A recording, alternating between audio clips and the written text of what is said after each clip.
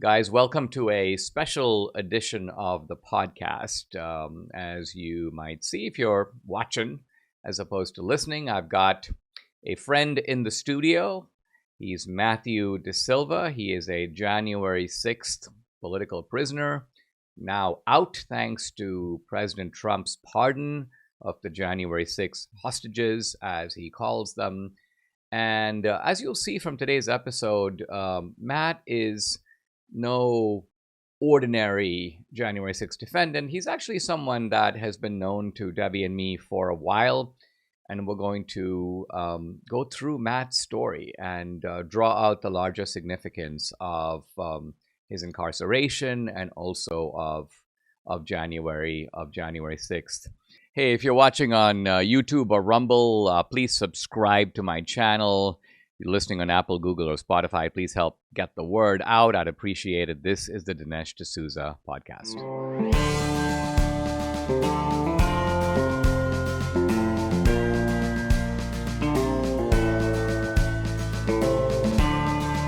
America needs this voice. The times are crazy. In a time of confusion, division, and lies, we need a brave voice of reason, understanding, and truth. This is the Dinesh D'Souza podcast. Matt, it's a real pleasure to have you. You came to our neck of the woods to do this, and we had the pleasure of having dinner with you and your lovely wife. And you know, wow, you have been behind bars. Talk about how long, and talk about the feeling of freedom. How did you find out that you were going to get out? Well, that's a very interesting story because on January 20th, we were all anticipating some kind of news. And as the day went on, President Trump did speech after speech after speech, and he never quite said it. So we were all on the edge of our seats wondering what was going to happen, if it was going to happen, and when it was going to happen.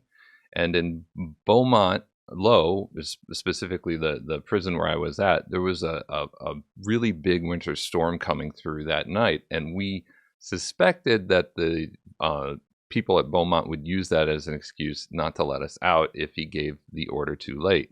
So we were just waiting and waiting and waiting, and then suddenly news started to trickle in that the pardons had been signed, and we got news from a case manager who was working there at that time. He started the paperwork, and then he told us to go back to our unit. We would get back to us in about an hour, and 4 hours later, we finally got the nod to leave. And during that entire time, we were just sort of discussing with ourselves what we would do if they wouldn't let us out, who we would call, and how we would, affect our own release. Now, when you say we, do you mean were there a bunch of January 6th guys in that particular facility? At the Beaumont area, there were 6 of us. Okay. 4 of us were in the low security prison. So there were 4 of us there. 2 of us, I was in a unit with one other Jan 6er, and then there was another in the unit below me and another in the unit across from me. And these are basically sealed off buildings where we can't really walk or talk between us. So if you're in the same unit, you can have communications, but if you're outside that unit, you don't know what the other guy is doing. You described this dinner as you were walking out with another guy, a guy that you said had Kyle, some kind yes. of a limp. Talk Yes. about that. Well, Kyle, I don't know specifically what his issue is, but he clearly had a kind of problem with his walk, and so he sort of walked with a severe limp, and obviously he couldn't run or move fast. And they called us out very late at night, almost as late as they could have called us out and still effect release before midnight, which they were required to do by law. And we were walking to the building where they were going to release us, and there were 2 COs, which is what we call guards in prison, correctional officers. And as we walked by, the female one yelled out to him, hey, broken legs, like that. And we just sort of turned and looked at her, excuse me. And we gave her a kind of one finger salute at that point. But mocking this guy, even on the way out, on his way out, yeah, to take it upon herself to mock him on his way out. And then the other CO, Littles, said, "Hey, you just flipped off a lieutenant," and we said we didn't care because we were getting out and she wasn't our lieutenant anymore. But it was a really weird experience because she didn't need to say anything, regardless of her political views or her views about whether or not we needed to be there. She could share them with her fellow coworker after we were out of sight, but she made the point of calling out to us like a cat call to try to belittle us on the way out. Matt, were you in a year and a half, thereabouts? Right, 18 months end to end. I was allowed the privilege to self-surrender after my conviction. So I was able to go home, drop off my clothes after my trial in DC, and then I self-surrendered. And from there, I began the sort of diesel therapy that they talk about, where you go from prison to prison to prison. And then finally, I ended up in Washington, DC, where I had to wait supposedly only 3 months for my sentencing. That was the original plan. And then that became 9 months before I was finally sentenced. And then I was moved out of DC and I went to Philly and then Oklahoma and then finally to Beaumont, Texas. What did you say? You said diesel therapy? Does that refer to like a truck moving you from place to place? What's that phrase mean? Well, diesel therapy is a form of, it's part of how the Bureau of Prisons will transport a prisoner to their final destination. They obviously can't do direct flights, and they don't do flights every day. So they'll put you in a place where you're just sort of held for a while, and you don't know how long you're going to be there, and they don't tell you when you're going to leave. So you're basically abducted.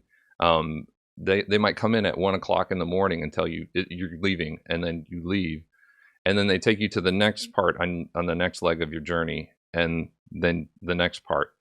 Sometimes the BOP uses it as a form of punishment if someone proves that they're not capable of working well with certain COs or certain populations.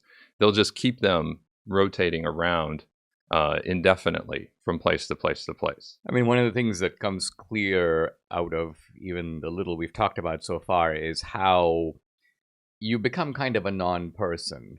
And not only that, you are completely at their mercy. Now, I wasn't in prison myself. I was just in a confinement center, kind of a halfway house. But even there, you realize that, I have a locker, but it means nothing because they have access to your locker. They can actually put drugs in your locker without your knowledge. Absolutely. So you are a pawn, and they know it, and you know it. So it's not like, I think even my attorney had said to me before my confinement, he says, don't think that like they have 70% of the power and you have 30. No, they have 100%. 100%. And you have 0. Yes. So as sometimes unpleasant it might be to work with your fellow inmate, because they come from all different walks of life, and obviously we don't have the same experiences or the same points of references. Ultimately, you don't want to get too chummy with the guards there, because, and this is a hard lesson you sometimes have to learn, they don't always have your best intentions in mind. So they can do a lot of things to you, and there's nothing you can do about it. Once you incur the wrath of a particular guard, they can do things like they can plant drugs, they can execute a shot, which is a sort of written reprimand. That's what they call them. Can they put you into solitary? Yes. So one of the interesting things about being in prison is they like to put people in solitary for just about anything. If they find something wrong, they can find a reason for putting you in solitary. So it's difficult if you feel like if you're a J6er like we were, you have kind of a target on your back, because some of the COs were very politically motivated. And so you have to walk the line very, very carefully. Even more than another normal prisoner. I felt that way. I Yeah. felt that way. I did not want to go into solitary because I didn't feel like I would weather that experience very well. I was subjected to a week of solitary in Washington, D.C. as part of their COVID protocol.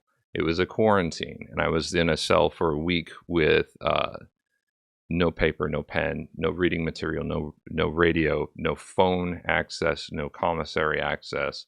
Basically, I would wake up in the morning and in my 8x11 cell pace until I thought it was night because I had no window. I mean, Matt, that is to me almost that's a terrifying concept because I know you. We'll get into all that, and you're a reader, you're a contemplative guy, and a life without any activity for the body or the mind is a kind of torture, isn't it? It is. It's something that gets to you and works at you, and the only way I learned how to deal with that is just to have a routine.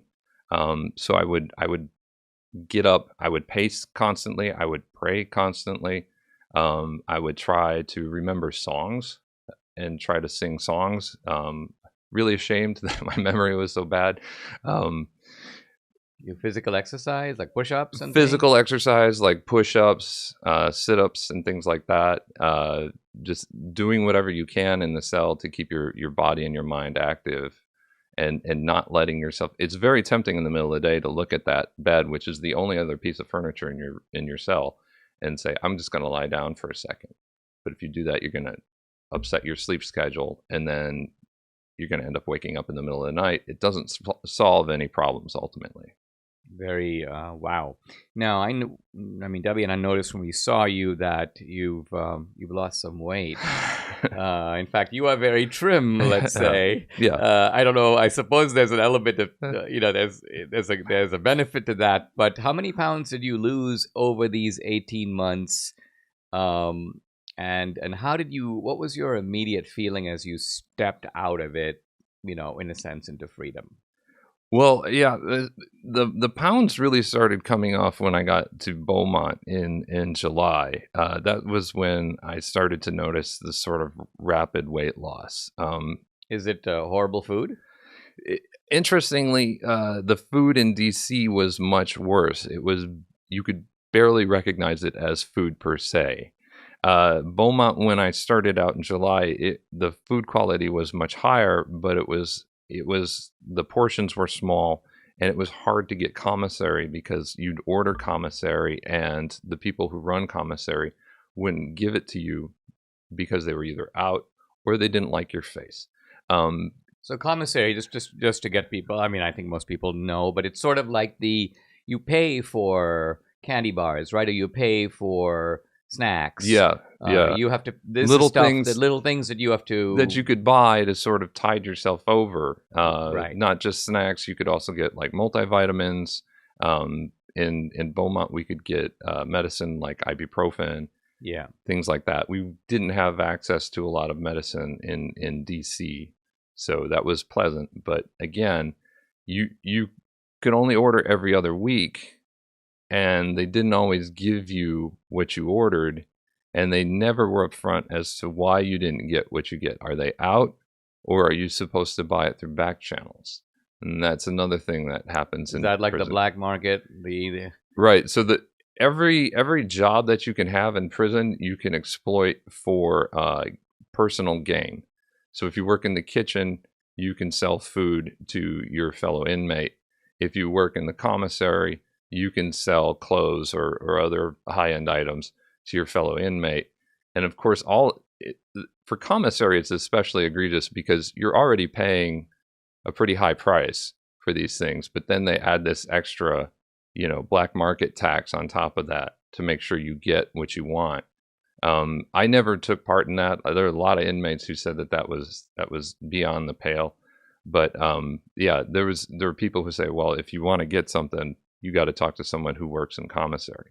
And I didn't think that was the way to go. So I ended up losing a lot of weight because the food portions were small. sometimes the meals were very bad. And on top of that, I was starving for commissary. Oh, yeah. You get out. Was your wife able to come get you? And so you walk out. What do you see when you step out? So when I step out, one of the fellow inmates I was with was Mark Middleton, and he was working with I forget the name of it. It was like the American Patriot Relief, I believe is the organization. He and his wife were both J6ers, a husband-wife team who had been arrested, tried, and incarcerated. She was incarcerated in Fort Worth, and Mark was incarcerated with us. And he had organized around the country a group of volunteers who would help drive J6ers to their homes, and that was really nice. And they were waiting for us there, along with some of the people from the other security levels in Beaumont.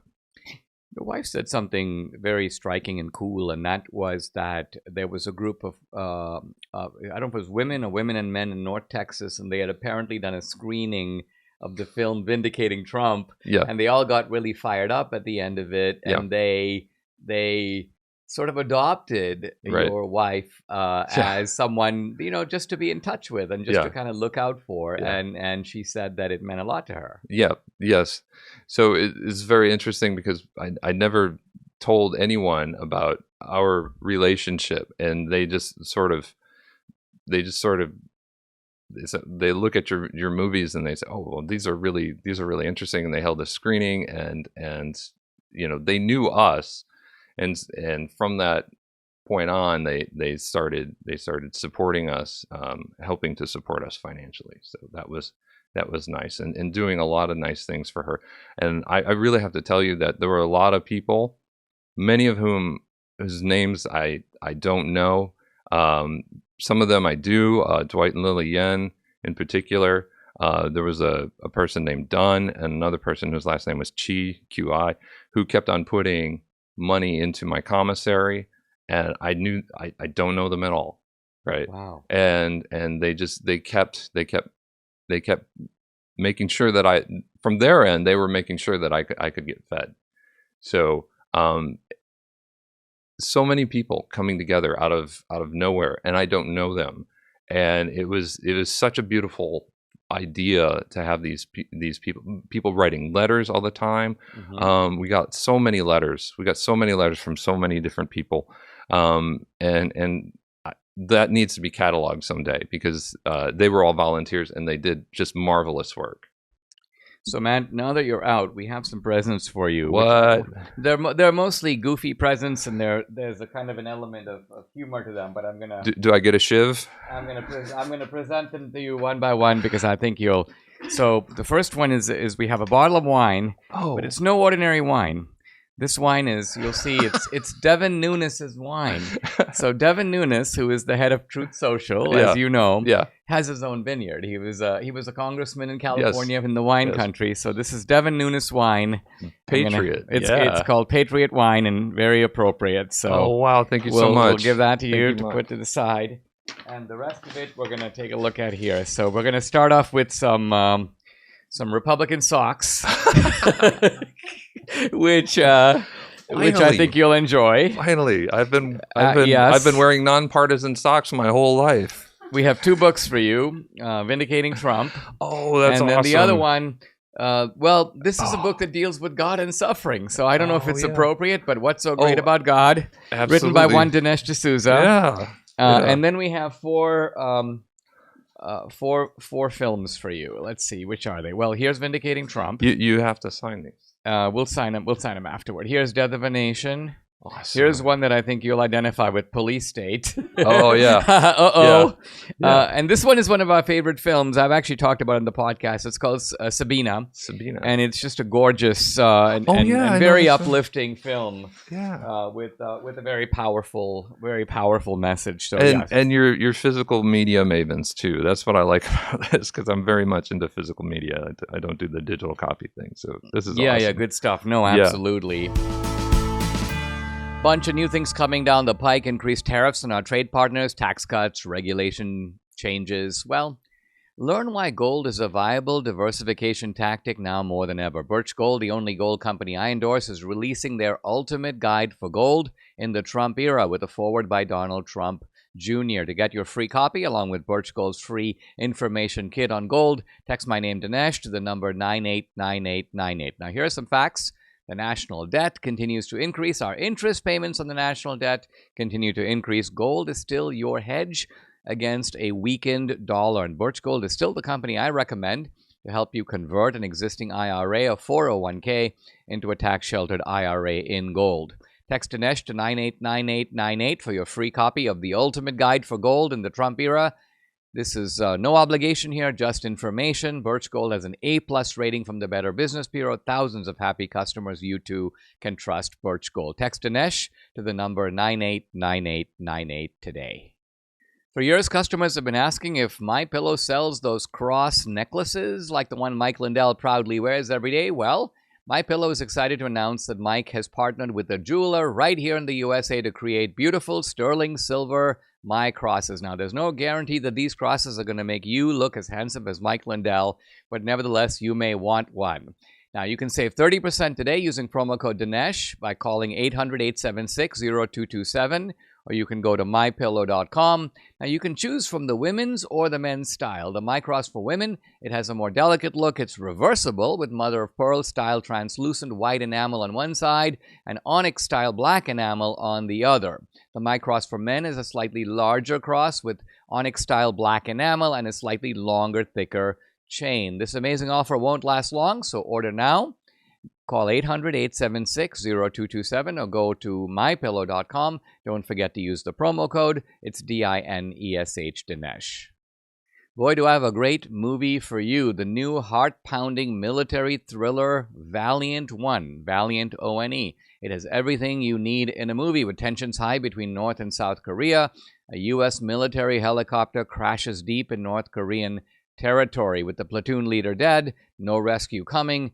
A young sergeant, Edward Brockman, must find a way to get his survivors back to safety. He must rise to the challenge to lead his team on a daring escape through treacherous and hostile territory with enemy soldiers in hot pursuit. Only courage can bring them home.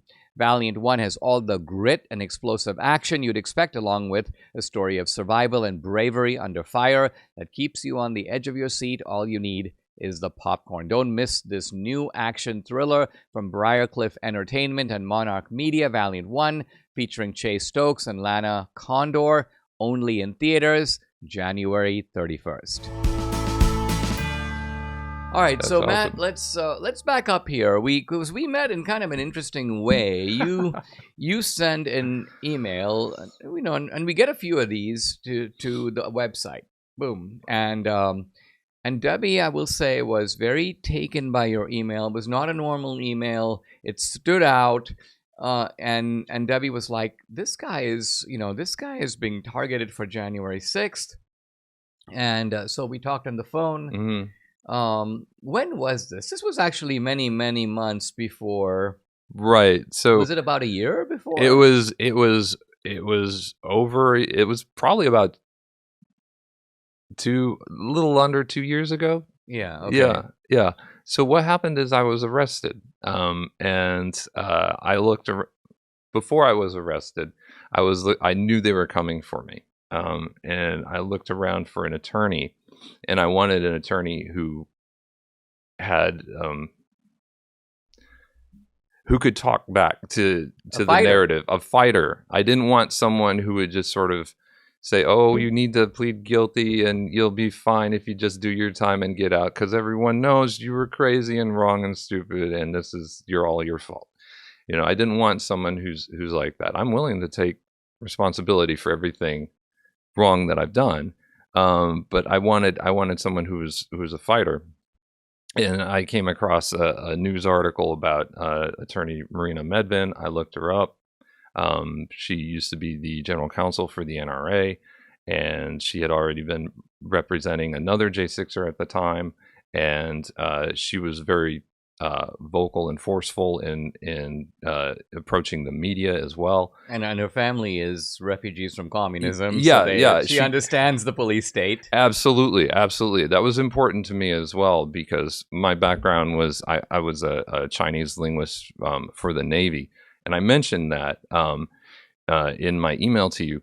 I understand how communism sort of infiltrates a country's systems, and then one day an iron curtain comes down and they just have control of everything.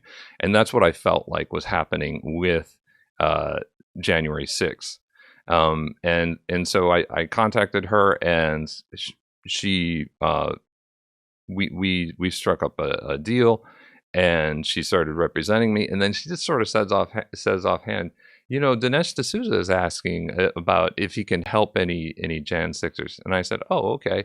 And I took that to mean that you were open to just sort of helping me, like with employment or something. And so why did I think that this would work? Looking back, I had no reason to expect any kind of answer. But of course, at that point in your life, you're very desperate. So I reached out to you. Sure, I'm just going to talk to Dinesh D'Souza, and he's gonna give me a job. And yeah, that's exactly what happened. That's exactly what happened. And you have an unusual background, right? Didn't you lived in Japan? Talk a little bit about your background. My resume was written by a child. It's crazy. I lived in Japan. I taught English as a second language for a while. My degree was in Japanese. I speak and read and write Japanese. And then I came back to the United States. 9/11 happened. And in a sort of peak of patriotism, I joined the military. I had a college degree. I could have been an officer, but I stayed enlisted because I came in as a linguist, and I liked the linguist job better than the officer job. So they trained me up at Defense Language Institute in California, Monterey, California. I learned Mandarin Chinese. My knowledge of Japanese characters really helped with that. And then I did signals intelligence missions for the government as a Chinese linguist for a few years out of Hawaii, working at above top secret levels, to talk about it in a kind of roundabout way, basically at the highest levels of trust for the government.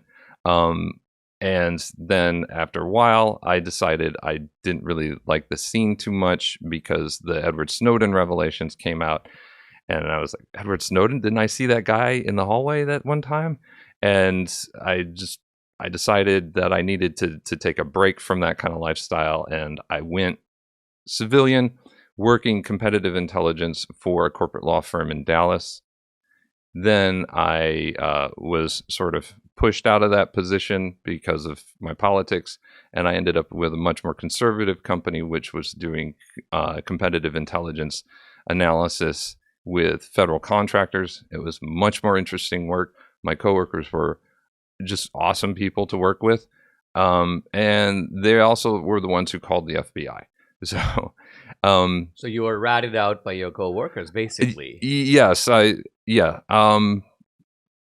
least one of them had to have called the FBI.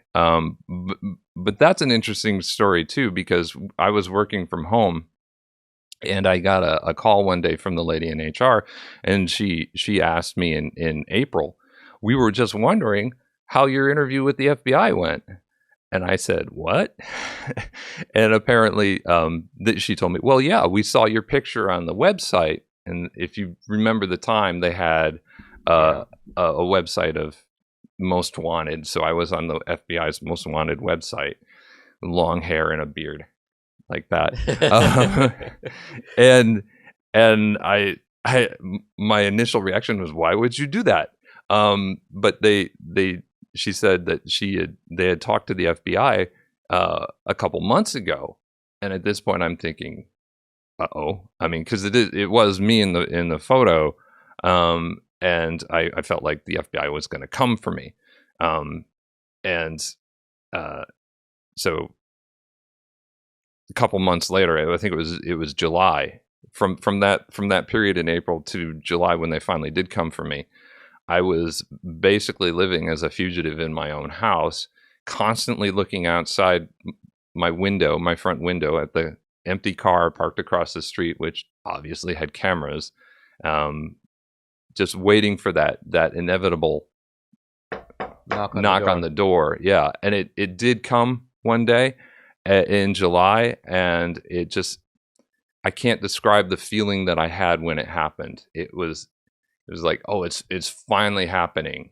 And was it like a combination of, was it sort of a weird relief, but combined with terror, combined with uncertainty, or what was it? What was it was mostly terror at the uncertainty of the situation. Yeah. What I wanted most of all. And did they come with guns and things? Yeah, they pointed long guns at my middle school English teacher wife and told her to walk slowly backwards out of the house with her hands on her head.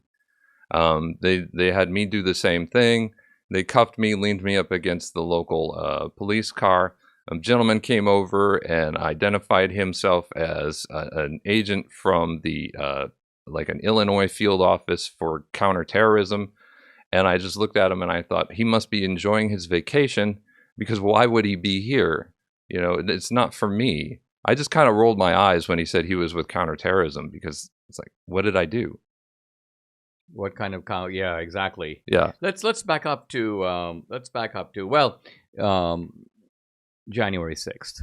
And why did you go to DC? And what happened there that put you on this FBI list? Right. So I went to DC to protest. I'm an American. I have a right to do that. Nowadays, after the 2024 election, it's obvious to most people that 2020 was a huge outlier, right? People are looking at those 80 million votes that Joe Biden got and putting their face, I want to see the milk carton that has the missing 80 million voters, Biden voters, because they didn't show up for Kamala Harris's election. They were vaporized somehow. They were vaporized. They weren't there for Obama. Yes. Millions of votes materialized for Biden, of all people, and then promptly disappeared. And they disappeared. And so everyone can see that, and everyone knows that 2020 was not on the up and up. So people, I don't have to explain that so much anymore. People know that 2020 was a huge debacle.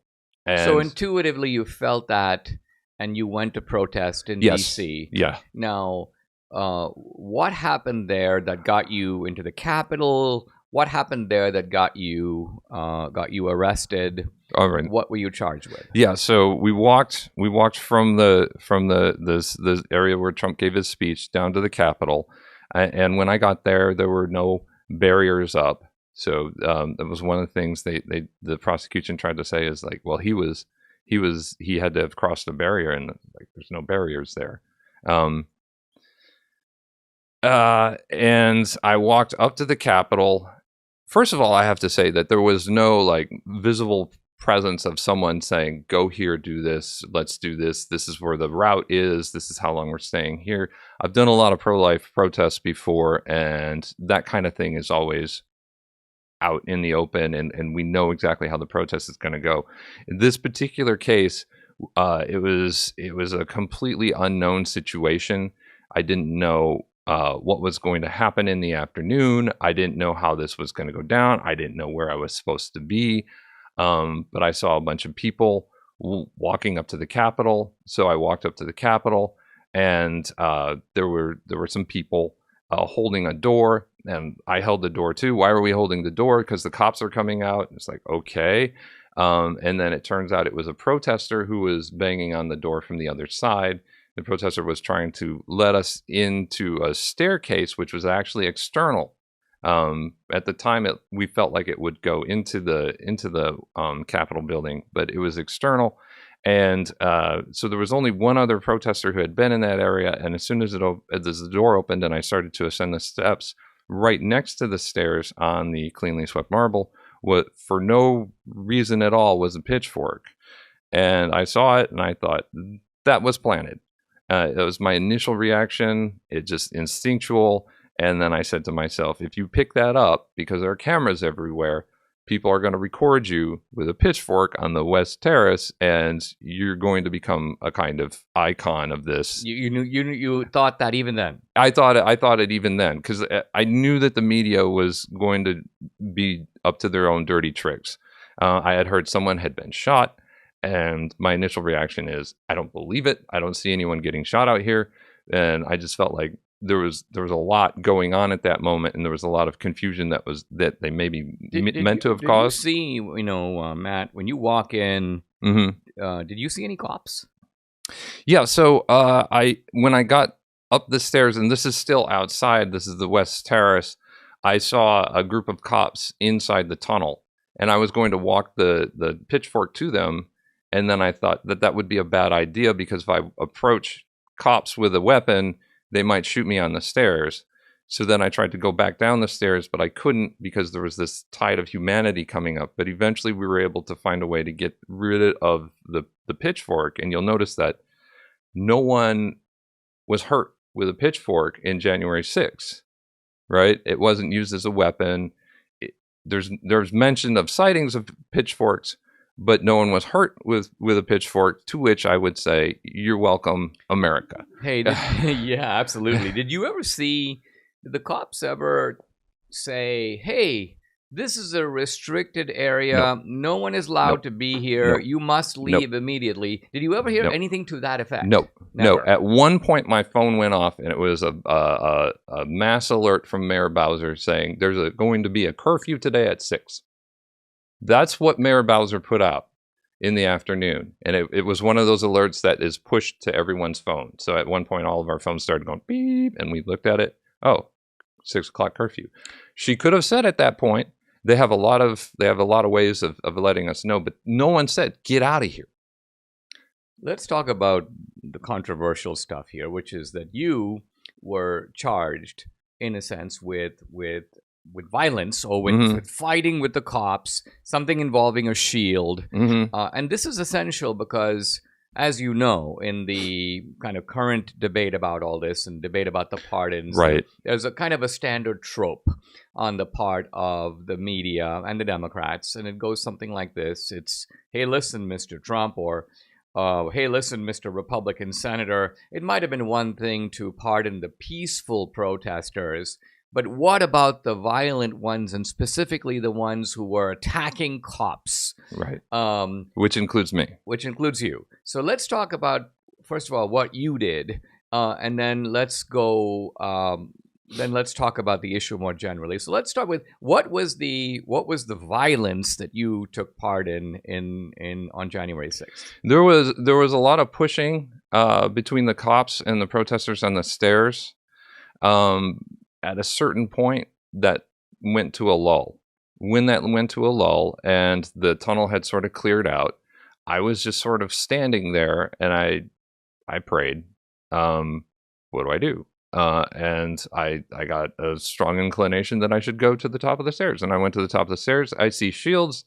I start pushing gently, and then I start pushing a little bit more forcefully. Basically letting them know that I'm not here to do any harm, but I just want to see, You mean the cops are pushing forward, is what you're saying, and you are pushing back with your hand? Yeah, well, I just sort of pushed against the shields. Yeah. And I pushed against them a couple of times.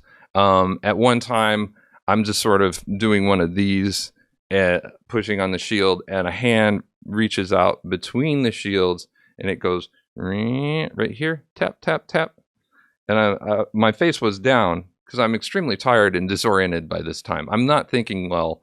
I've been tear gassed multiple times, pepper sprayed. I couldn't leave the area because we were kettled in there, and it was pure chaos.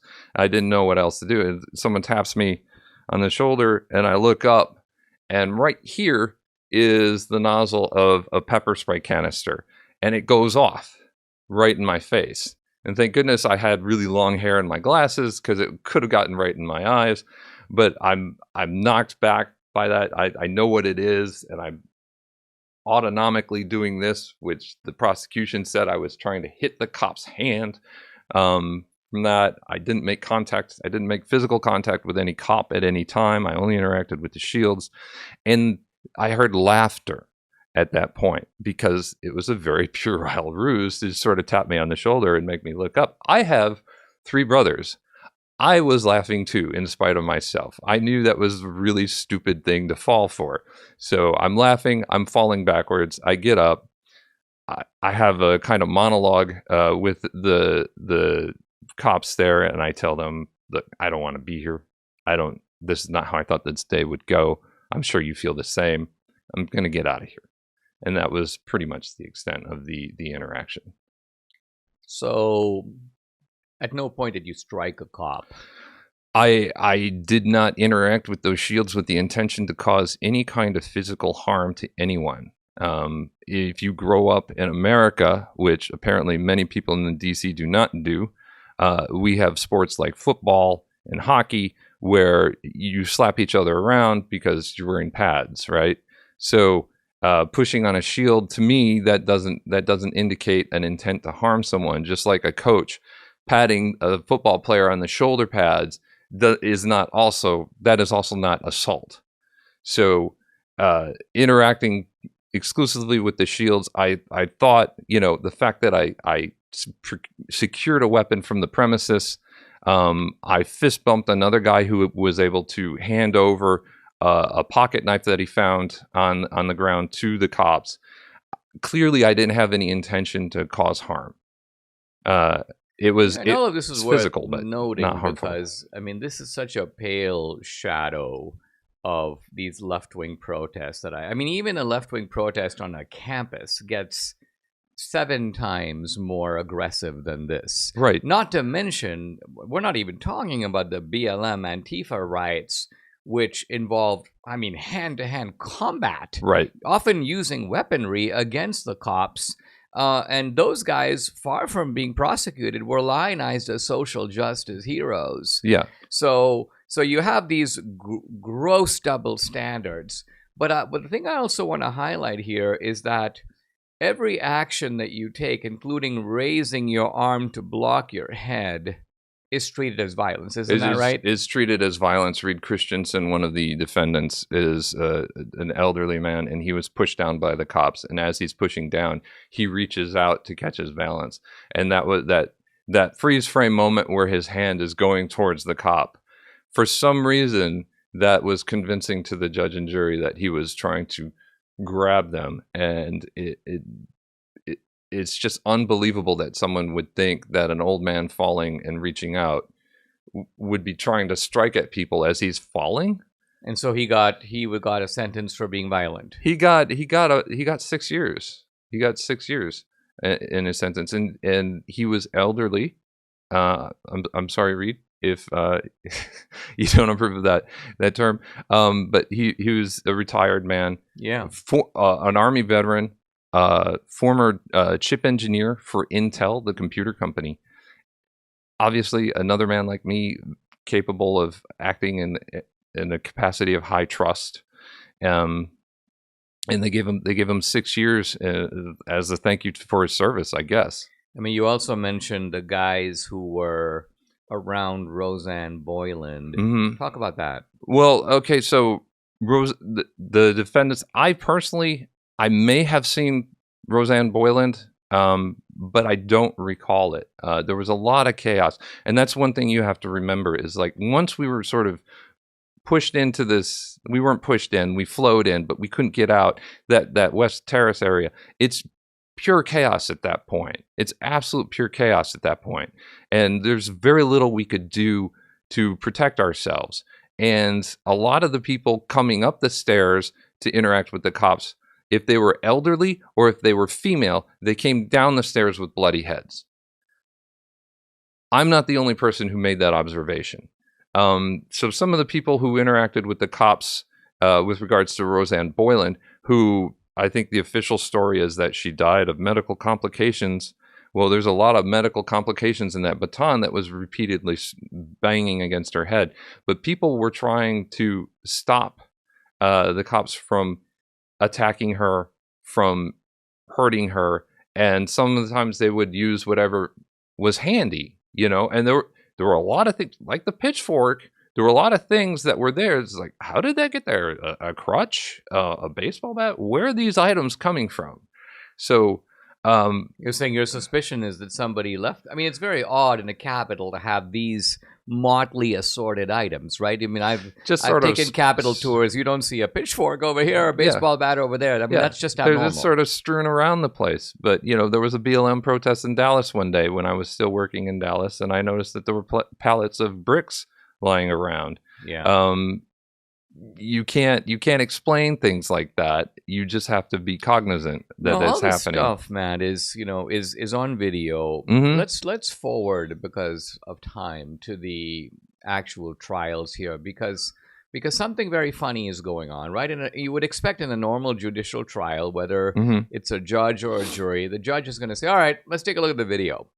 Wait. I see the cops raining blows on this woman. I see these guys putting up their arms to block it. This is not called violence against the police. This is the normal defensive action of any normal person in this situation would do this. They're not trying to harm the cops. They're trying to stop blows from raining on this poor woman. And I would say to the defendant, you're being falsely accused. You're free to leave. This did not happen. Right. All these guys get fairly severe sentences. Very severe. Including you. What was your sentence? My sentence was 28 months, ultimately. I had already served 9 months by the time it was finally given to me. It was actually a little bit on the light side for a lot of these people, like I said. A good many of them got 6 years. You would get the heavier penalty if you were attacking with a weapon. So if you used a PVC pipe against a cop wearing a helmet, that was a deadly weapon charge. The situation in the courtroom was very, very bizarre, because you could never believe that it was happening. My case was the first case where someone had been convicted of pushing on a police shield in the history of American law. And in other words, you're saying, going back to the civil rights movement, pushing a police shield has always been something that just happens. And it's hardly interfering with the duties of a police officer if he's there that day to contain a crowd. Interacting with the police shield is basically what the cop is there to do. And the prosecution admitted, because we were trying to find a baseline for where are we at with sentencing on this kind of charge. And has this ever happened before? And Marina called them and said, hey, what do you guys know about this? Has this ever been done before? And the prosecution themselves said, no, no one's ever been charged with that before. And you had a judge who had, in a certain way, was not perhaps as vindictive as some of the Obama judges or the judges appointed by Clinton. You had a Trump appointee, and yet you said, and I believe you're right, and this is true of others as well, he too kind of goes with the official storyline. He too dispenses what seems to be a disproportionately harsh sentence. Mm-hmm. And so why would that be? Why would even a Trump judge not look at the facts of the situation? Is this like an old boys club of these judges, or how do you understand that? How do you read it? It's hard to say. My impression of Judge Nichols is that he was very concerned about this concept called collegiality. He wanted there to be collegiality between the prosecution and the defense attorneys, and apparently between judge and judge. And I feel like because he felt that way, he felt like he was constrained in his ability to make certain rulings or judgments based on what his cohort was doing. Now, what's interesting about that is that kind of mentality never got in the way of Emmett Sullivan, who actually was my first judge before he finally officially retired. This is the guy in D.C., the left-winger, Emmett Sullivan, the judge who, when the DOJ dropped its charges against General Michael Flynn because they lied about the case, went way out of bounds and hired a separate outside prosecutor to continue the case against the person he was supposed to be judging.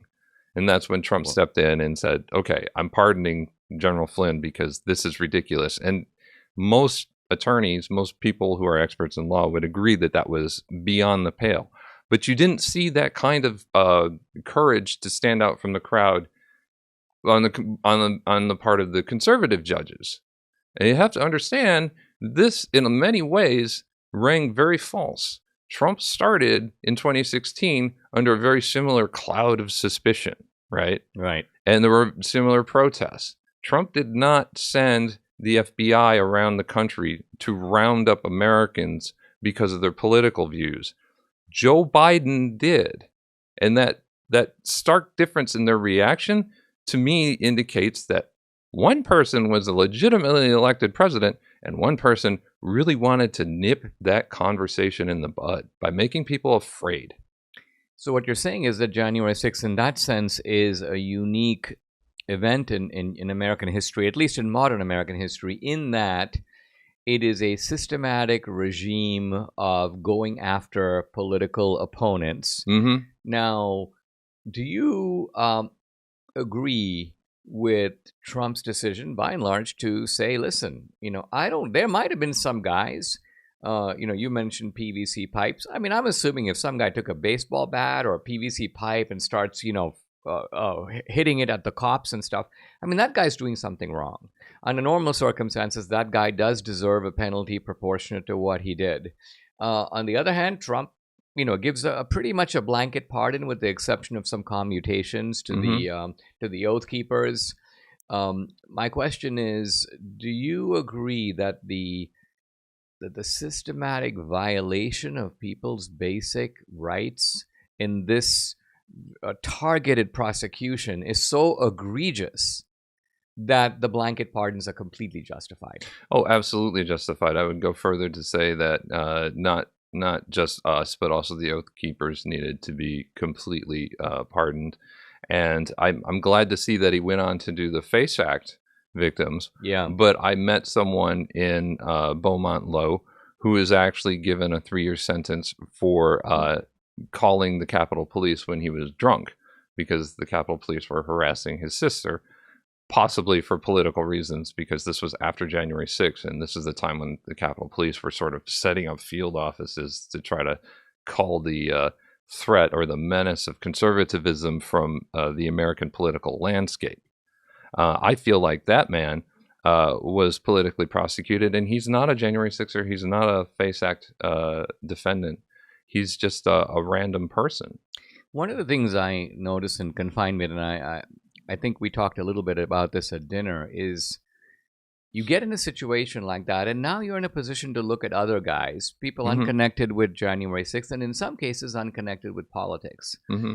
And you get the idea that there is a lot of abuse in our justice system. Absolutely. They will go after a doctor and accuse him of administering illegal pain meds. Right. By finding some old woman who goes, yeah, you gave me pain meds. I didn't really deserve those pain meds.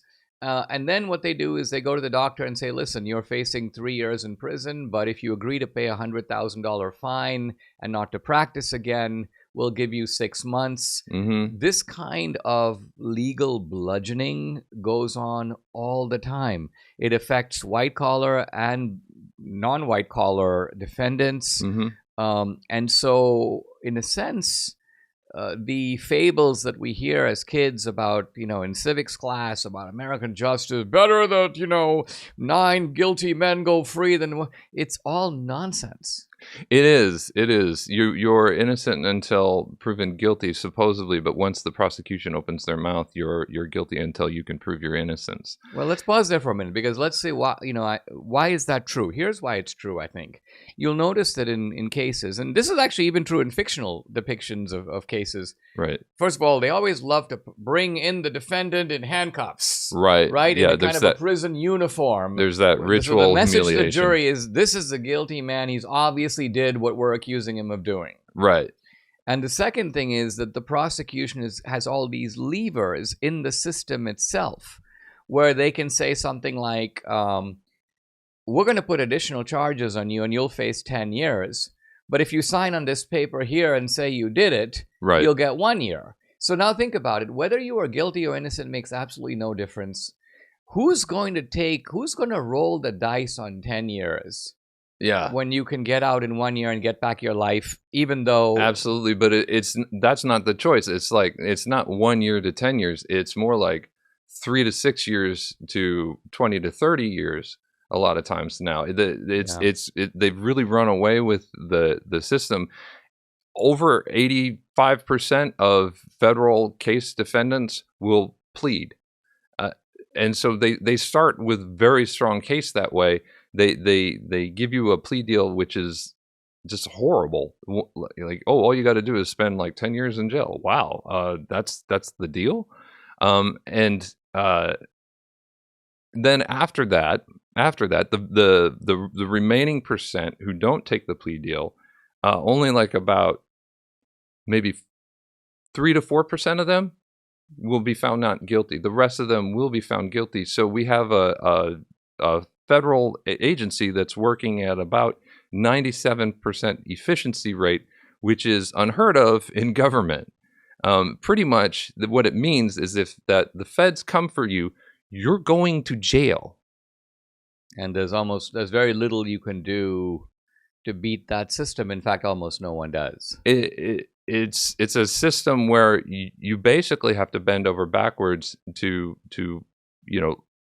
convince them that you're not a threat, and I'll go along with whatever you say, just don't hurt me. You want to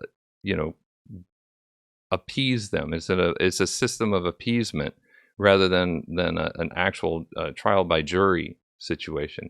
And it was much worse for the Jan 6ers, now that I mentioned the word jury. Your wife made a striking statement at dinner, and you agreed with it. Mm-hmm. We're coming to the end of our time. That there are, I think it's wrong to call them silver linings, but it's sort of like there are certain lessons you learn from an experience like this. And somehow, strange though it seems, you feel like you're maybe wiser, or I won't say better for it, because it's better if it hadn't happened to you, obviously. But what is it? What do you take from this that helps you as a person coming out? Strength. I take strength. I take mental, physical, and spiritual strength from it. It's a hardship that I can now place along with other experiences like riding Navy submarines, and say, I have been in these difficult environments, and I've gone through them, and I have a lot more sort of psychological resilience, you could say, a deeper relationship with God. I pray more. I pray better. I'm a better prayer of prayers. And I read more scripture. I read more books on theology, and I don't know anyone who goes through that experience and doesn't find some sort of connection with the divine. It's not always of course, the Christian God. I meet Jews, I meet Muslims in prison, but an experience where you're basically a jailed political dissident, and you have to suffer the wrath of people who hate you for what you think. You end up digging deep, and you also develop a very different sense of what humanity is capable of on both ends of the scale. So you see people who are extremely vengeful and cruel for no reason, and then you have the random stranger also who is benevolent and kind. and will give you the shirt off their back to help you, even though they don't know your name. So, and I think you also have, I mean, we all do, the idea that certain people stick by you and certain people don't, and it's very eye-opening because yes. I once read that a lot of times when people are in social company, they camouflage their feelings, right?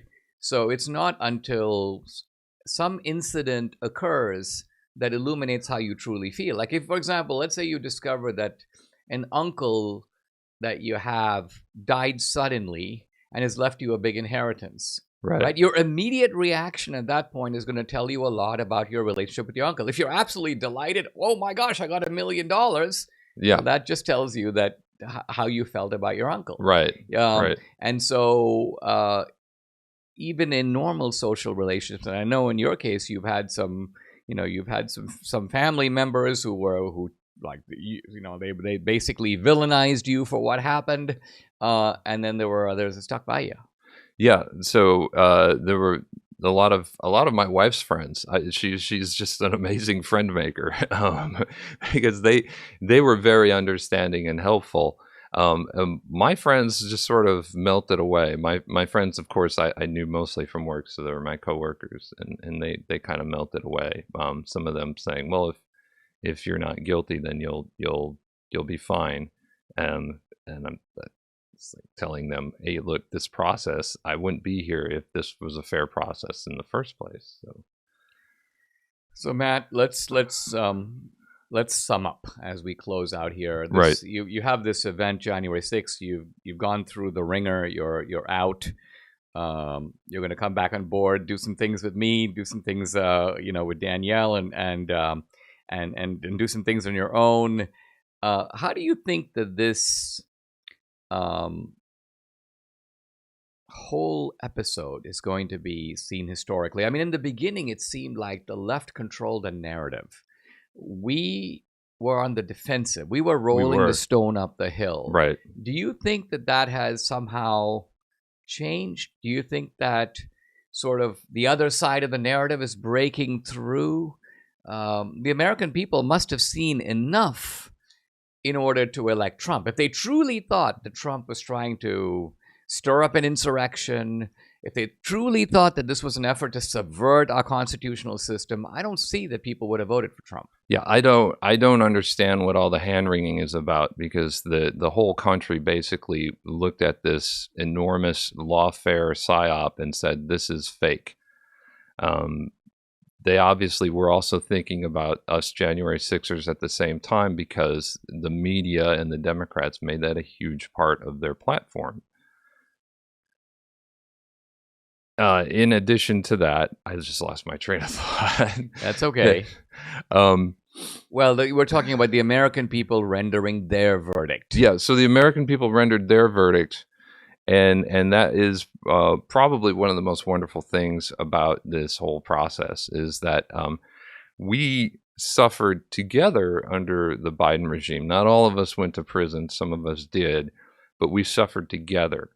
And in the end, the American voter was able to affect their own sort of release from that situation by voting for Trump. I mean, it's almost, Matt, as if you had all these highly twisted trials with sadistic judges and prosecutors and biased juries, and then finally you had a jury of your peers, aka the American people. Right. And they have finally weighed in, and their verdict, I have to say, and maybe we'll close out on this, is a resounding not guilty. Subscribe to the Dinesh D'Souza podcast on Apple, Google, and Spotify, or watch on Rumble, YouTube, and SalemNow.com.